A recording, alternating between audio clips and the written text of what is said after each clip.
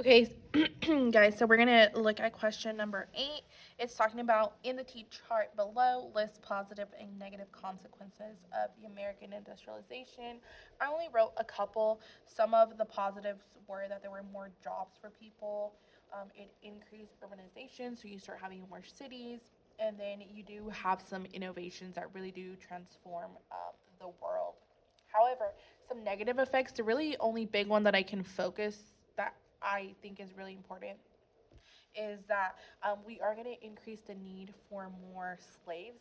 So we are going to be spreading out more slavery. Okay. So once you get this done, let's go on to the next part, which is right here. All right. Let me zoom in for you. All right.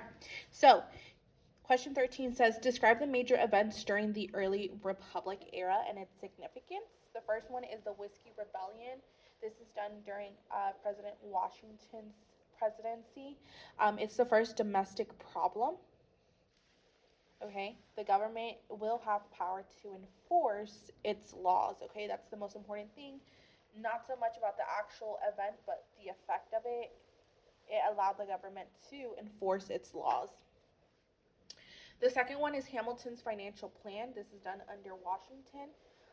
Under Hamilton's plan, he has two things he wants to do. He wants to pay the war debt of the American Revolution, and he wants to establish a national bank. Lastly, from Washington, we have his farewell address. He's going to warn us about three things. He tells us to avoid political parties and foreign alliances. And lastly, he does tell us to stay neutral, not to get involved in other things.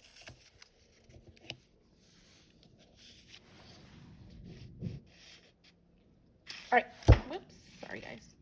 All right. So the next one is Alien and Sedition Act. This is done during President Adams. He's the second president.